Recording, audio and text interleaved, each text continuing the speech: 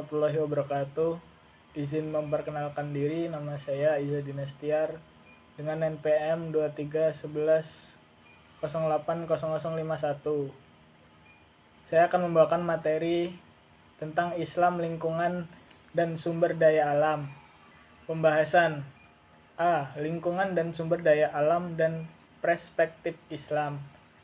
Sumber daya alam adalah sesuatu yang dapat dimanfaatkan untuk berbagai kepentingan dan kebutuhan hidup manusia agar hidup lebih sejahtera. Sumber daya alam bisa terdapat di mana saja, seperti di dalam tanah, permukaan tanah, udara, dan lain sebagainya. Menurut Suri Negara, segala sesuatu yang berada di sekitar alam ini adalah lingkungan. Sedangkan jika unsur-unsur lingkungan tersebut memberi manfaat pada manusia, maka itu disebut dengan sumber daya alam. Tapi, tidak seluruh unsur lingkungan menjadi sumber daya bagi manusia. Akan tetapi, lingkungan tersebut bisa menjadi sumber daya bagi makhluk lain seperti binatang dan tumbuhan.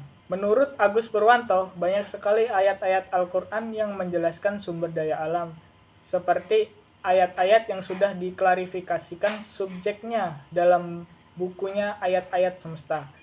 Sebagai contoh, ayat yang menjelaskan tentang sumber daya alam yaitu firman Allah Subhanahu wa taala surat Al-Insan ayat 17 yang berbunyi wa yusqawna fiha ka'san kana mizajuha zanjabila.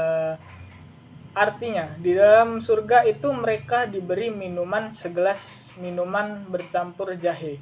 Di dalam ayat tersebut, yang menarik adalah kata jahe. Agus Purwanto mengatakan, apa keistimewaan jahe sehingga dipilih sebagai campuran minuman penghuni surga? Untuk mengetahuinya, kita harus melakukan kajian terhadap jahe dan beberapa tanaman lain yang serumpun, seperti kunyit, kencur, dan temulawak. Kita hanya mengetahui bahwa manfaat jahe adalah untuk menghangatkan tubuh dan obat tradisional. Oleh karena itu, banyak sekali sumber daya alam yang digambarkan dalam Al-Quran yang sudah Allah berikan untuk manusia. Tinggal kita sebagai manusia dan sekaligus makhluk yang didelegasikan Allah Subhanahu wa taala, bagaimana cara untuk selalu menjaga dan memanfaatkan alam itu sendiri tanpa merusaknya. B. Tanggung jawab manusia menjaga lingkungan dan sumber daya alam manusia sebagai khalifah. Al-Quran sudah memprediksi bahwa manusia akan serta-merta terhadap alam dan akan terjadi kerusakan yang diakibatkan oleh tangan-tangan manusia. Oleh karena itu, Al-Quran sudah terlebih dahulu memperingatkan dan memberitahu kepada manusia. Hal ini terdapat pada Quran Surat Ar-Rum ayat 41. Yang artinya telah nampak kerusakan di darat dan di laut disebabkan karena perbuatan tangan manusia, supaya Allah merasakan kepada mereka sebahagian dari akibat perbuatan mereka, agar mereka kembali ke jalan yang benar. Ayat di atas jelas memberikan informasi kepada kita bahwa kerusakan alam disebabkan oleh ulah manusia itu sendiri, yaitu ketika mereka tidak peduli dengan pesan-pesan ilahi dalam berinteraksi dengan alam. Maka kita sebagai khalifah, langkah yang harus kita lakukan untuk menanggulangi kerusakan alam adalah sebagai berikut. 1. Konservasi sebagai bagian agama hijau. 2. Keadilan kepada lingkungan. 3. Pengaturan dan perlindungan lingkungan. A. Konservasi sebagai bagian agama hijau. Gerakan konservasi lahir sebagai reaksi pembangunan berlebih pada area industri yang berdampak buruk terhadap keseimbangan alam yang diciptakan Tuhan. Pembangunan berlebihan ini dipicu oleh perilaku konsumsi yang juga berlebihan, yang membuat hutan digunduli dan sungai-sungai dicemari. Gerakan konservasi digerakkan oleh banyak orang dari berbagai kalangan.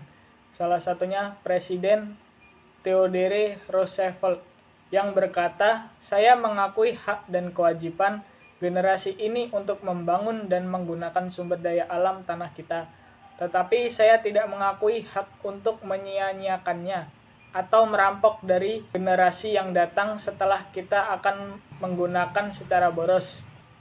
Jika kita memiliki pandangan yang sama seperti beliau, kemungkinan besar masalah-masalah yang diperbuat manusia pada alam dapat teratasi.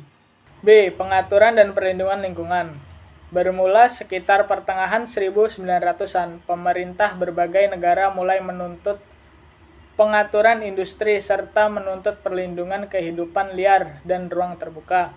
Tuntutan pertama mereka adalah agar perusahaan mereka memiliki kebijakan pelestarian lingkungan dan pengurangan polusi. Kemudian menuntut dibuatnya rambu-rambu atau perundang-undangan yang mengatur berbagai perusahaan sehingga mereka tidak melakukan tindakan yang merusak alam. Sama halnya dengan negara kita, Indonesia. Ketika banyak negara-negara luar melakukan investasi di negara kita, sama halnya lingkungan kita akan mendapatkan imbas dari pabrik-pabrik negara lain yang melakukan investasi di Indonesia. Upaya Indonesia untuk menjaga dan melindungi lingkungan ini dengan dibuatnya Undang-Undang Nomor 32 Tahun 2009 tentang perlindungan dan pengelolaan lingkungan hidup. Dengan adanya peraturan tentang perlindungan dan pengelolaan lingkungan hidup diharapkan bisa mencegah kerusakan-kerusakan yang diperbuat oleh tangan-tangan manusia. C. Keadilan kepada lingkungan. Adil kepada lingkungan adalah salah satu cara menanggulangi kerusakan alam. Ketika pada diri kita sudah tumbuh rasa adil terhadap alam, sama halnya menjaga alam itu sendiri.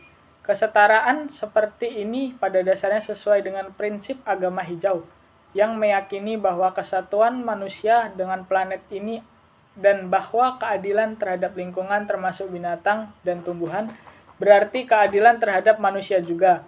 Sama halnya ketidakadilan terhadap lingkungan berarti ketidakadilan kepada manusia. Contohnya ketika polusi meningkat, kesehatan manusia pun terganggu. Itulah beberapa cara mencegah kerusakan alam yang dilakukan oleh ulah manusia. Sebenarnya alam tidak akan rusak jika manusia mengingat dan mengkaji dirinya. Kenapa manusia diutus sebagai makhluk yang mengurusi alam ini berserta menjaganya? Hal ini karena manusia mempunyai potensi dari lahir sebagai makhluk yang merusak alam dan makhluk yang menjaga alam. Cukup sekian penyampaian materi dari saya. Wassalamualaikum warahmatullahi wabarakatuh.